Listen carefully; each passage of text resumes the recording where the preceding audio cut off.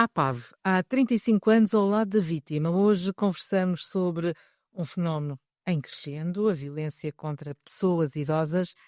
E para isso temos connosco Marta Carmo, que há 6 anos é responsável pelo programa Portugal Mais Velho, da APAV, para nos explicar este fenómeno. E também Marta Mendes, gestora da APAV em Braga, que irá desenhar-nos o perfil destas vítimas, dos agressores e de quem denuncia.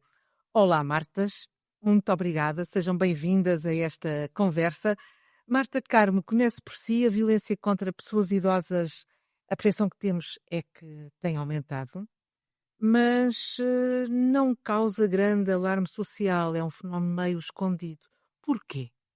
Olá, boa tarde, bom dia, boa noite a todos que nos ouvem.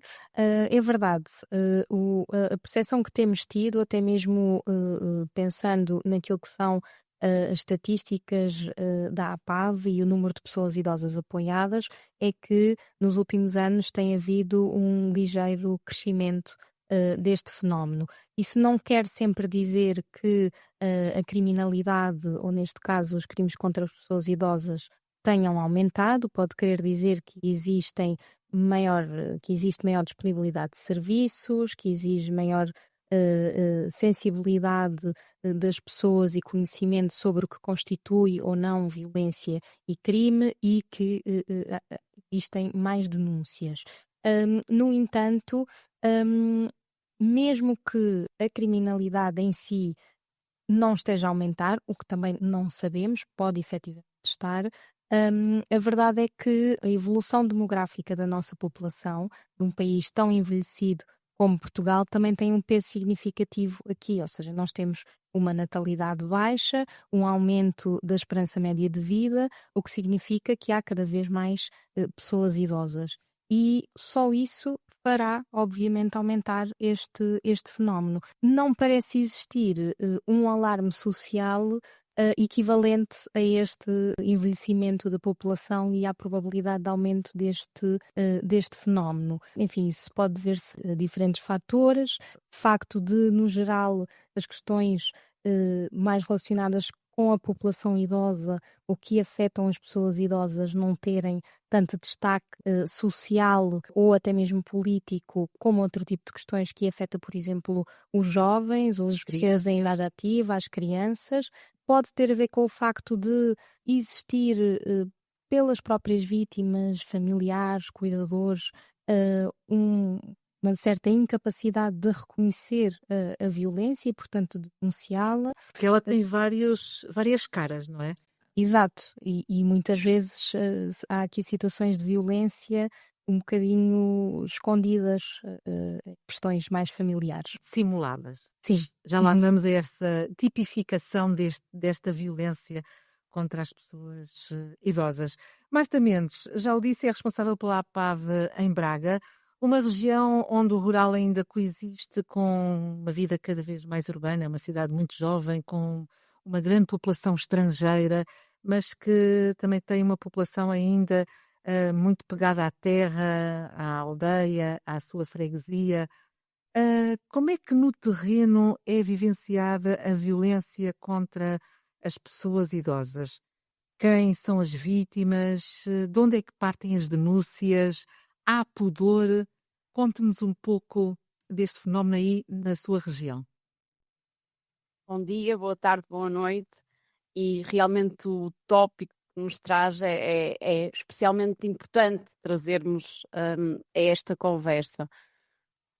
Ao gabinete, a um serviço de apoio à vítima como o nosso, de proximidades, chegam-nos por variadas portas de entrada casos de pessoas idosas vítimas de crime e de violência. Pode ser através de um familiar, de um amigo, de um vizinho, de um profissional que reconhece estes sinais de violência e procura ajuda. Aqui, esta região, como bem eu disse, é uma região bastante jovem, mas também temos, fruto daquilo que também a Marta já o disse, também uma população envelhecida que não raras vezes está isolada, que recebe serviços da comunidade, mas passa imenso tempo sozinha.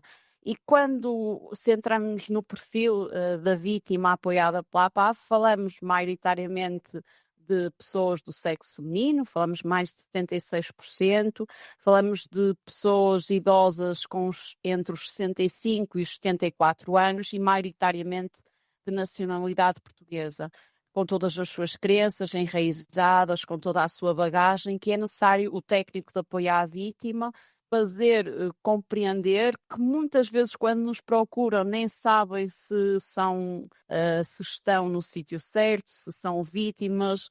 Ouvimos muitas vezes a pergunta: eu vim aqui, mas não sei se é o sítio certo, mas disseram para vir aqui, foi o senhor presidente da junta, foi a assistente social, então acredito que me enviaram ao sítio certo, relatam a situação, muitas vezes buscando aqui a solução, mas não valorizando ainda o seu estatuto de vítima. E é um percurso que tem que ser feito, um processo de apoio que tem que ser feito, e acho que também é importante falarmos aqui da duração desta vitimação, que não raras vezes é continuada, e que a procura do serviço de apoio à vítima, a procura e o pedido de ajuda das situações que nos chegam dura entre 2 a 6 anos. Isto acho que também é importante, mas temos muitas pessoas idosas que nos procuram e que nos procuram ao fim de 40 anos de violência. E eu acho que isto é importante transmitirmos, que cada vítima tem o seu tempo, que a própria comunidade, aquilo que a Marta dizia, a forma como evidencia e vê os sinais de violência tem o seu tempo, e este trabalho é preciso fazermos. E o que é que faz o clique? Ou seja, a pessoa é vítima e só sente essa vitimização ao fim de 40 anos? De onde é que vem o clique? Eu julgo que vem de um trabalho que a Marta também já foi fazendo no Portugal Mais Velho, neste projeto, que é nesta prevenção, nesta sensibilização, não só das pessoas idosas, mas de todos e todas enquanto comunidade, enquanto profissionais. Estarmos atentos a estas bandeiras vermelhas, a estes sinais, e depois encaminharmos devidamente as pessoas para que valorizem o seu estatuto, para que procurem esta ajuda e procurem, dentro do que é possível e se assim o desejarem, a saída de contexto violento. Marta, como disse há pouco, a Marta está há 6 anos à frente do Portugal Mais Velho. Que evolução é que se sente quando foi criado este programa e hoje? Ou seja, as pessoas perceberam o que é que retém das pessoas, o que é que lhes chega? Eu acho que, enfim, este percurso com este projeto foi, acima de tudo e em primeiro lugar, de crescimento pessoal e profissional, porque me permitiu debruçar-me sobre esta temática e ter muito mais conhecimento do que tinha antes de ter iniciado aqui na APAV este projeto. Penso e gosto de pensar que conseguimos de alguma forma com este projeto, que é também fruto de projetos anteriores que a APAV já tinha realizado nesta matéria, e obviamente fruto da parceria que temos com a Fundação Carlos Gulbenkian, que permitiu a existência e a continuidade do projeto, e de todas as pessoas que fomos conseguindo envolver ao longo do mesmo, gosto de pensar que conseguimos de alguma forma trazer um bocadinho mais para o debate público este tema. E onde é que desculpe interromper, onde é que o Portugal Mais Velho vai? Vai, tanto para além dos média, não é? Vai aonde? Vai às autarquias, vai aos centros de dia, ou seja, para que depois chegue às pessoas que vão ter com a Marta em Braga, não é? Qual é o trabalho que fazem no terreno? O projeto foi-se desenvolvendo em diferentes fases e eu acho que isto também é algo importante salientar, porque na área das organizações do terceiro setor não é muito comum, infelizmente, que os projetos tenham uma duração tão longa. Normalmente estamos a falar de projetos de 1 ano, 2 anos, que obviamente fazem um trabalho muito importante, mas que poderiam ter resultados muito mais abrangentes se lhes fosse permitido essa continuidade e concedido esse financiamento mais contínuo. Eu acho que isso também é muito importante. Se queremos resultados, se queremos melhores intervenções, se queremos mais ações de prevenção, enfim, elas têm que resultar de um trabalho e de recursos que têm que existir. Por isso, o projeto foi sendo desenvolvido em diferentes fases. Numa primeira fase, dedicámos-nos a tentar perceber o panorama das questões relacionadas com o envelhecimento e a violência contra pessoas idosas Portanto, em fazer Portugal. Fizemos um retrato, redigimos, em resultado dessas consultas que fizemos com mais de 80 profissionais de variadas áreas, de vários pontos do país, com as próprias pessoas idosas e com os seus cuidadores, redigimos o relatório Portugal Mais Velho, onde procuramos traçar esse panorama e onde deixamos recomendações e um apelo à ação, especialmente para as entidades governamentais. Numa segunda fase, decidimos pôr as mãos à obra e muito desafiados também pela Fundação Carlos de Gulbenkian, pegámos numa dessas recomendações que estava diretamente relacionada com a muito urgente necessidade de formar profissionais que cuidam de pessoas idosas para estas temáticas. Lá está, como dizia a Marta, para estarem atentos, para saberem reconhecer as situações de violência, saberem como encaminhar as vítimas, e nessa segunda fase aí sim fomos ainda mais para o terreno e fizemos ações de formação por todo o país, Portugal continental e ilhas, e abrangemos mais de 800 profissionais. E aqui falamos de cuidadores profissionais, maioritariamente das respostas sociais para pessoas idosas, ou seja, os lares, de dia, centros de dia, centros comunitários, mas também tivemos a oportunidade de, através de parcerias locais com as câmaras municipais ou com a Segurança Social, de abranger outro tipo de profissionais de primeira linha, como polícias, bombeiros, profissionais de saúde. Exato. Numa terceira fase, decidimos que era o momento de, com tudo o que já tínhamos aprendido ou aprofundado, olharmos para a PAV e para os seus serviços e para os seus procedimentos, para, lá está, nos prepararmos para ter respostas cada vez mais adequadas às necessidades das pessoas idosas, mas também a este potencial de aumento das situações de apoio, e para as próprias pessoas idosas. Portanto, aqui tentando fechar um bocadinho o círculo de é importante formar os profissionais que contactam com as pessoas idosas nos diferentes setores, seja social, da saúde e até de justiça, mas também as próprias pessoas idosas, porque elas, melhor do que ninguém, devem estar preparadas. Enfim, como todos nós, nas várias fases da nossa vida, devemos estar preparados para reconhecer situações de violência, para tentar adotar alguns comportamentos preventivos, mas depois também para saber a quem recorrer caso necessitamos. E aí entra a Marta com o apoio que no seu caso, está em Braga. Marta, quais são as principais preocupações das vítimas e de quem denuncia?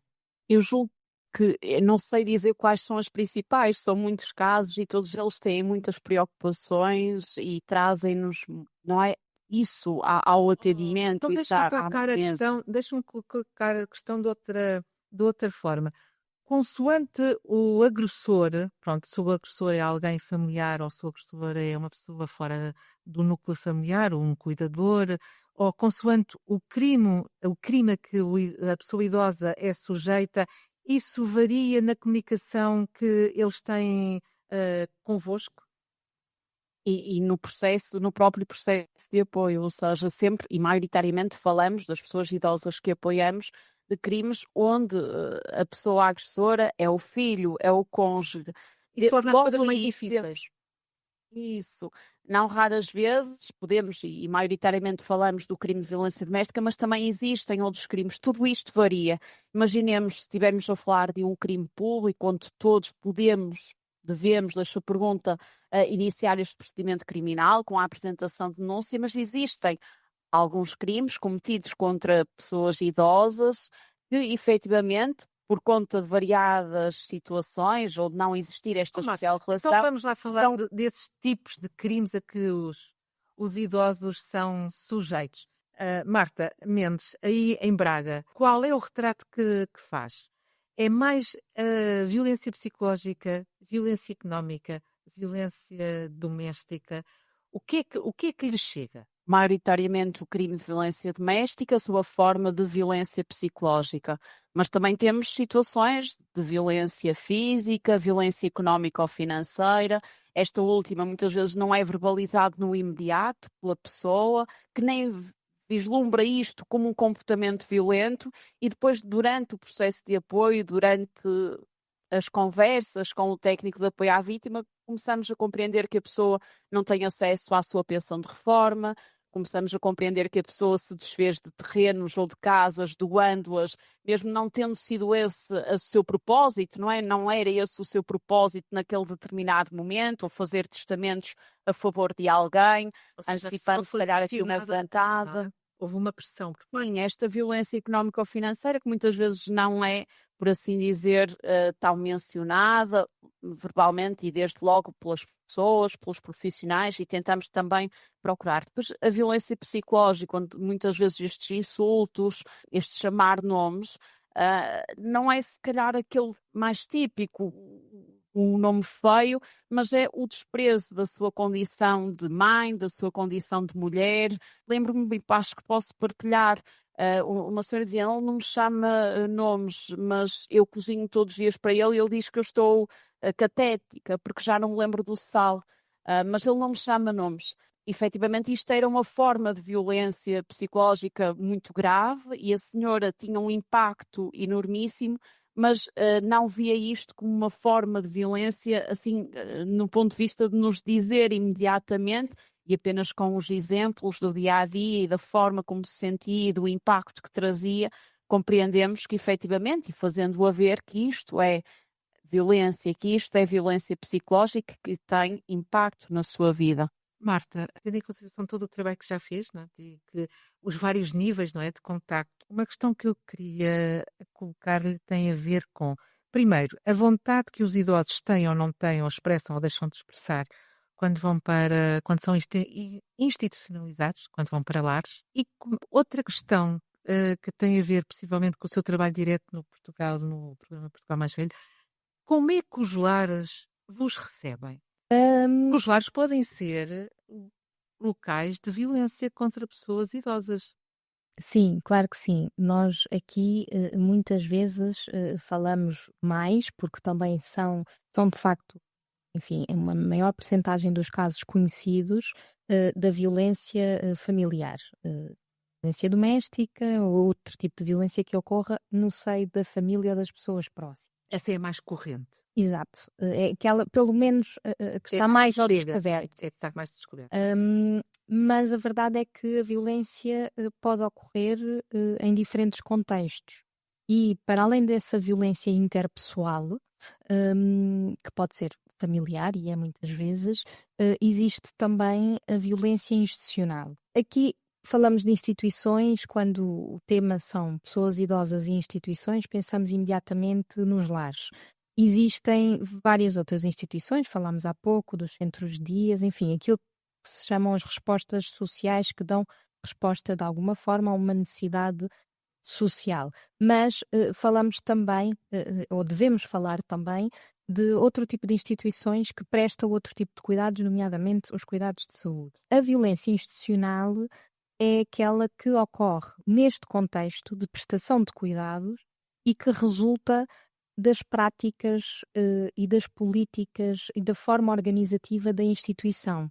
Ou seja, nós dentro de um lar, ou como se diz atualmente, estrutura residencial para pessoas idosas, nós podemos ter situações de violência interpessoal entre dois utentes, por exemplo, ou entre um utente e um colaborador, claro, alguém que trabalhe naquela instituição.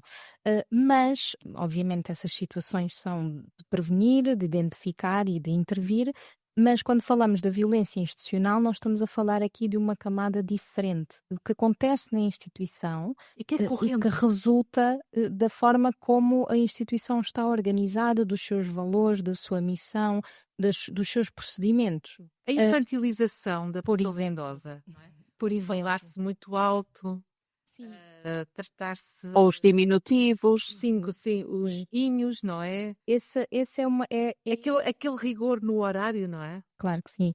Quando falamos aqui das herpes, estamos a falar, no fundo, daquilo que pode parecer uma comparação muito crua, mas é verdade, daquilo que se fala, enfim, mais no que diz respeito ao sistema prisional das instituições totais, onde as pessoas passam 24 horas do seu dia sobre a direção de outrem. Portanto, outra pessoa ou um grupo de pessoas toma as decisões sobre a forma como as pessoas ali dentro estão organizadas. É importante dizer que há estruturas destas que funcionam de forma muito aberta, em que as pessoas podem fazer os seus horários, podem sair, podem entrar quando quiserem, dependendo, obviamente, da sua capacidade de se deslocar. E eu penso que será, ou esperamos que essa seja cada vez mais a norma, não é? Que estas instituições prestem um serviço que é necessário, mas que sejam abertas e adaptáveis a cada um dos clientes ou dos utentes, bem dizer. Mas a verdade é que ainda ainda existe um sistema de prestação de cuidados que olha para estas instituições como quase que ditadoras da forma de vida das pessoas que ali estão e não ao contrário. E, portanto, nesse ambiente em que existe este quase controle total do que se passa dentro da instituição e as decisões são tomadas pela direção da instituição ou por quem tem essa responsabilidade, independentemente das pessoas que lá estão, há obviamente espaço para situações de violência. Desde logo a forma como as pessoas são tratadas, quem é que decide o que vestem, o que comem, com quem falam. Violência não é violência física, não é? Pode não ser, quer dizer, uma coisa muito mais lata, não é? O que vestem, o que comem, portanto, a pessoa deixa de ter poder de decisão sobre si sobre mesma. a sua vida.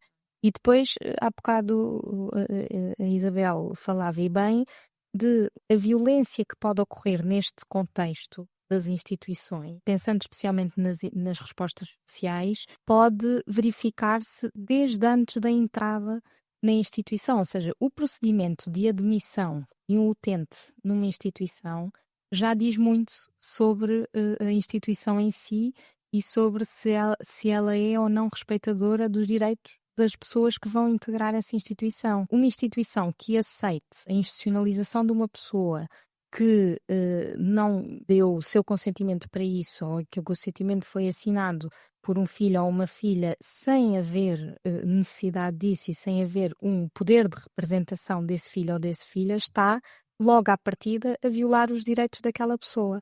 E, portanto, essa pessoa não deixa de estar a ser institucionalizada contra a sua vontade. Marta, aí em Braga, isto é uma realidade? Ou as pessoas ainda vivem, as pessoas idosas ainda vivem muito com a família? Julgo que temos uma realidade muito semelhante a todo o país. Existem pessoas idosas que continuam com a sua família ou na sua casa com o apoio de outras respostas sociais existentes na comunidade, assim como temos também pessoas idosas residentes em estruturas residenciais para pessoas idosas. Também é importante dizermos que nós, por exemplo, o Distrito de Braga, somos um distrito que também existem bastantes famílias de acolhimento, ou seja, é uma resposta aqui que eu considero, com as devidas orientações do Centro Distrital da Segurança Social, que poderá ser também uma resposta a termos em conta e a trazermos nesta divulgação de respostas.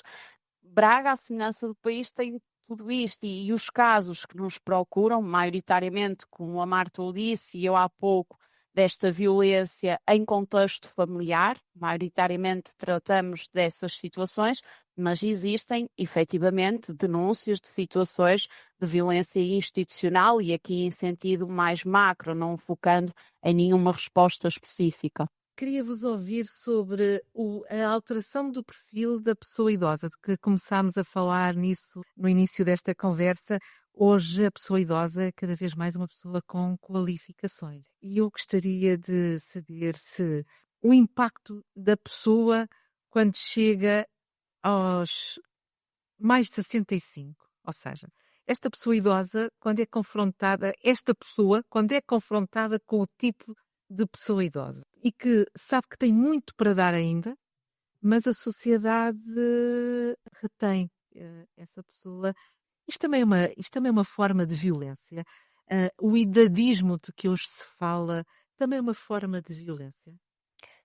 Esse seria o terceiro contexto da violência. Portanto, já falámos da violência interpessoal, já falámos um bocadinho da violência institucional e esse é muitas vezes também, por exemplo, trazido aqui à discussão por organizações como a ONU ou a OMS, como a violência estrutural ou cultural, portanto, aquela que resulta dos comportamentos sociais e até da legislação e das políticas públicas, que obviamente vão de alguma forma seguindo esses valores socioculturais e que de alguma forma resultam na discriminação, neste caso, das pessoas idosas. O idadismo é parte disso, sim, ou seja, a discriminação com base na idade, que em países como Portugal, mais envelhecidos, acaba por afetar mais as pessoas idosas, apesar de, enfim, sendo discriminação com base na idade, também poder afetar os jovens. Mas, de facto, existe aqui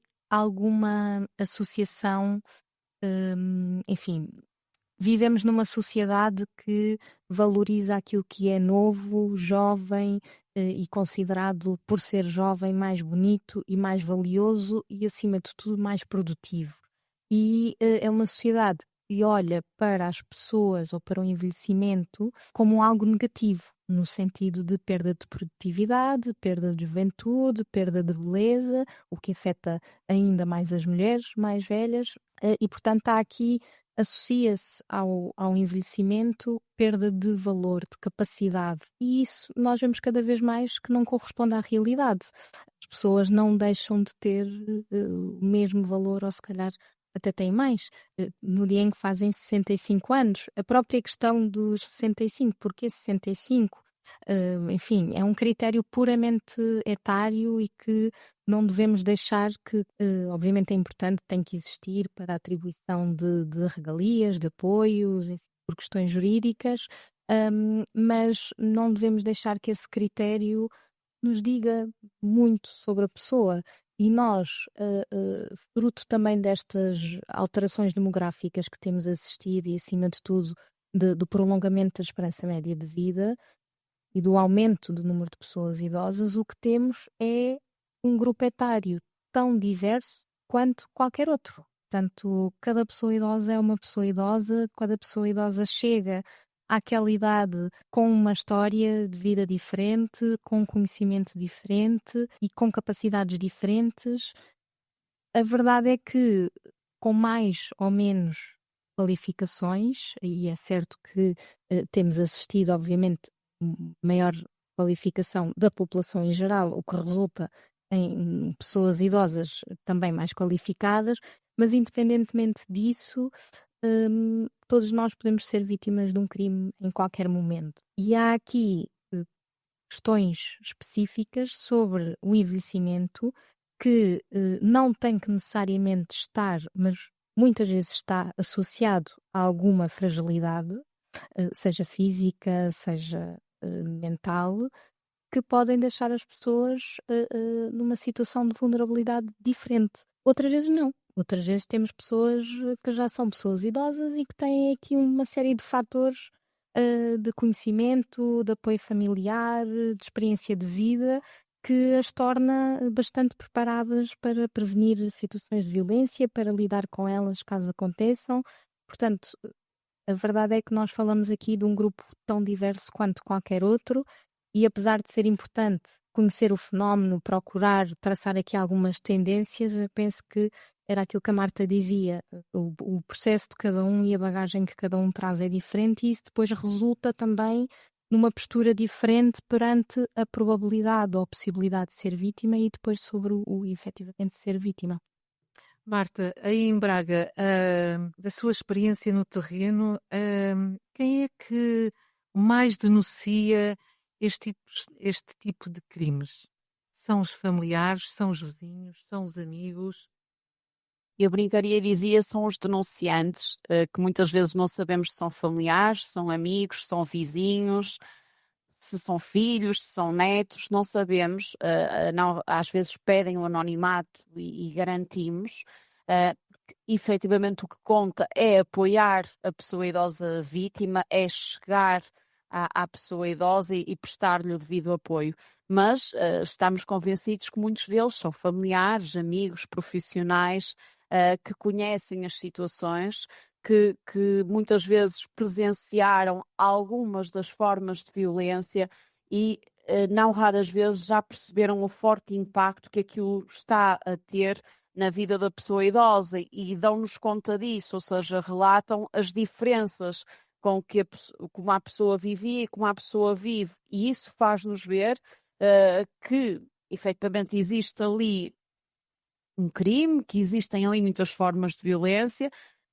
Se calhar temos que, enquanto comunidade e de forma musculada, dar o devido apoio, que se calhar não vai ser só na parte do ponto de vista da vítima, do apoio à vítima, mas também na área da saúde, angariando respostas na área da velhice, procurando que aquela pessoa combata, por exemplo, alguns dos seus fatores de risco, que pode ser o isolamento, procurando que na comunidade, e se a vítima assim o desejar, a pessoa idosa se consiga aqui canalizar respostas que muitas vezes já existem na comunidade e que a pessoa desconhecia ou desconhecia as suas valências, e é nesta rede que muitas vezes, enquanto comunidade, devemos construir, devemos muscular para combater os fatores de risco, dando fatores de proteção àquela pessoa, para que ela consiga, com o apoio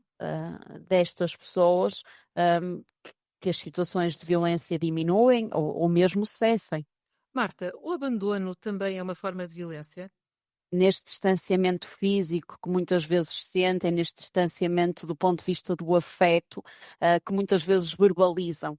Se depois, do ponto de vista criminal, tem a mesma conexão enquanto crime de abandono, daria aqui uma longa conversa. Que o crime de abandono existe na nossa parte especial do Código Penal, mas exige, como é lógico, outros requisitos. Mas este distanciamento físico, este distanciamento afetivo é muitas vezes verbalizado pelas pessoas idosas como um sentimento de que não sabem se isto é verdadeiramente um crime, mas que sentem que isto tem um forte impacto na sua vida. Aquele filho que de vez em quando liga, aquele filho que nunca aparece, aquele Natal que se passa e uma vez mais sozinho, aquele momento de Páscoa, e falou de Braga como uma comunidade ainda onde os valores religiosos estão muito presentes, e é verdade. E efetivamente a Páscoa, o momento de convívio, de família, onde a casa se enche e o idoso diz: agora a minha casa não se enche, se calhar nem abro as portas para receber, não é, a cruz, o Cristo ressuscitado. E isto marca as pessoas idosas, porque efetivamente não cresceram assim, cresceram de uma outra forma, onde as pessoas mais velhas da comunidade, da família, eram as pessoas sábias, onde eram consultadas, onde não havia este distanciamento físico, este distanciamento afetivo, e passaram a experienciá-lo. E é importante ao máximo também validarmos o que está a acontecer, verificarmos como é que isto tem ou não relevância jurídico-penal, ou seja, do ponto de vista do enquadramento, mas acima de tudo, e enquanto comunidade, volto a dizer, procurar dar respostas a esta pessoa para que estas formas de violência não se agravem, não continuem a acontecer e sempre que possível cessem. Marta Carmo, chegamos ao fim. O que é que ficou por dizer? Eu acho, enfim, tocámos ligeiramente nesse tema, aqui o papel dos profissionais na identificação das situações de violência, e a Marta falava agora mesmo dos denunciantes, não é? Da importância de as outras pessoas estarem atentas às situações de violência e denunciarem-nos, e eu acho que é importante reforçar o papel da sociedade na prevenção, na tomada de consciência sobre os comportamentos idadistas, discriminatórios e até violentos, que todos, às vezes, sem querer, assumimos, e depois o papel da sociedade no alerta, no chamar a atenção, no conhecer os nossos vizinhos, perceber a situação, o caminho que se fez, o caminho muito importante que se fez no que diz respeito à violência contra as crianças e, mais recentemente, à violência doméstica, é um caminho que se deve tratar ou que se deve traçar para todas as vítimas. E não devemos ter tendência de não fazê-lo no que diz respeito às pessoas mais velhas, por considerar que se tratam de questões familiares, ou por considerar que os familiares sabem melhor o que é, ou sabem o que é melhor para aquela pessoa.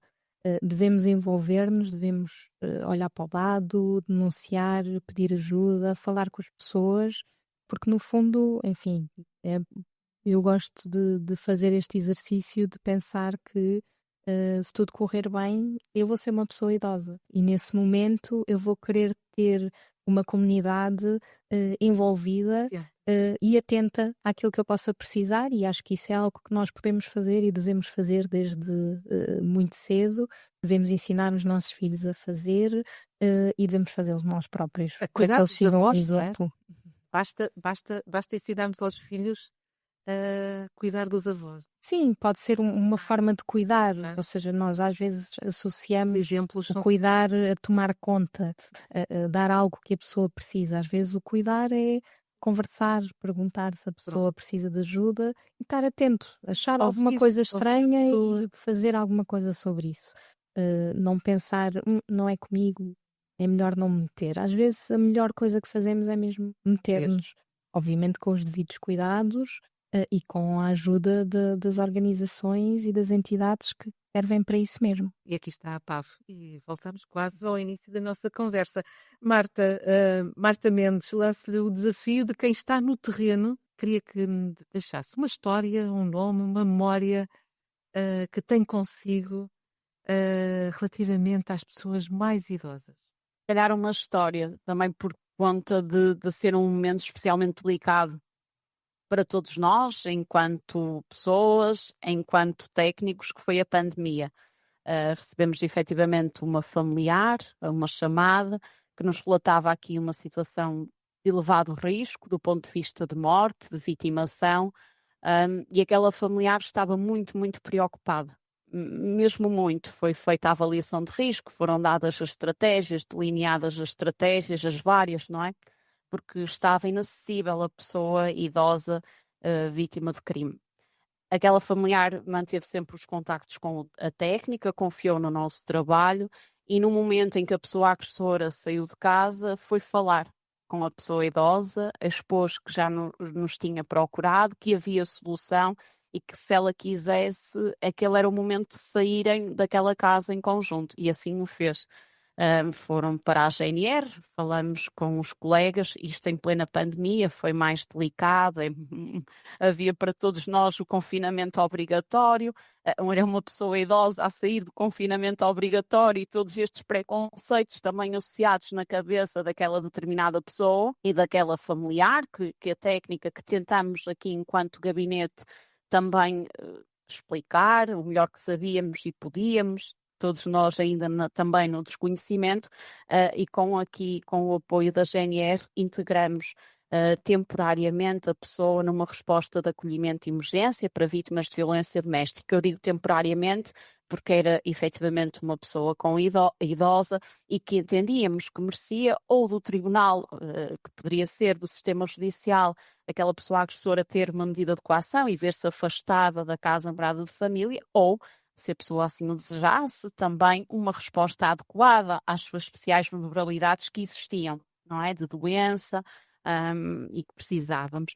E a comunidade, surpreendentemente, no momento de pandemia, uniu-se, aquela pessoa integrou uma resposta a um ERP, ou seja, uma estrutura residencial para pessoas idosas, e dias depois reunimos com a pessoa, não poderíamos entrar no ERP, reunimos por videochamada. E eu guardo até hoje uma expressão, porque ela nunca nos tinha, ou seja, não havia rosto para ela, havia uma voz, não é? Nós éramos uma voz, e eu guardo uma expressão que a pessoa me disse, que é: menina, eu estou no céu, não me vai tirar agora o céu, eu estou no céu. Ou seja, ela viu todo o percurso como por assim dizer, uma saída do contexto violento e foi uma saída muito pouco planeada. Ela soube naquele dia que iria sair, um aumento do desconhecimento e do momento do desconhecimento, mas o que eu queria, e por isso é que trago esta história, que foi num especial momento onde todos nós tínhamos esse desconhecimento, onde todas as entidades não tiveram medo de dar o seu sim pronto. não desistiram e trabalharam em prol daquilo que era melhor para a pessoa idosa. E não raras vezes é isto que tem e deve acontecer, que é perguntarmos à pessoa, porque ela tem uma vontade, o que é que ela deseja, o que é que ela quer. Colocar as suas necessidades, as necessidades desta pessoa idosa, à frente das necessidades que nós técnicos identificamos como bandeiras vermelhas e que identificamos muitas neste caso. E perceber que as soluções foram colocadas em cima da mesa e a pessoa escolheu e quis ir para um lar, um ERP, uma estrutura residencial para pessoas idosas, e quando depois reunimos, percebemos que ela estava bem. Que ainda faltava e faltou, foram longos meses posteriores, o processo que decorreu, o apoio emocional que prestamos, o apoio jurídico que prestamos, todos estes apoios especializados da APAV que tentamos canalizar para o caso concreto, mas também uma diretora técnica que sempre esteve lá e que sempre consultou outras entidades da rede, que todas juntas, apesar do desconhecido e não raras vezes, quando somos confrontados com uma situação de vitimação, temos muitas dúvidas, analisamos muitos fatores de risco, vamos reavaliando a par e passo as situações e o risco inerente naquela determinada situação, mas darmos o nosso sim. Centrados muito na pessoa que carece efetivamente de proteção, de segurança, e nunca esquecendo a sua vontade e as suas necessidades. Ficamos com essa frase: menina, não me tire o céu. Marta Mendes, muito obrigada. Marta Carmo, muito obrigada por esta nossa conversa. O retrato da violência contra a pessoa idosa, o retrato do trabalho da APAV, mais um capítulo dos 35 anos de trabalho da APAV, 35 anos ao lado da vítima.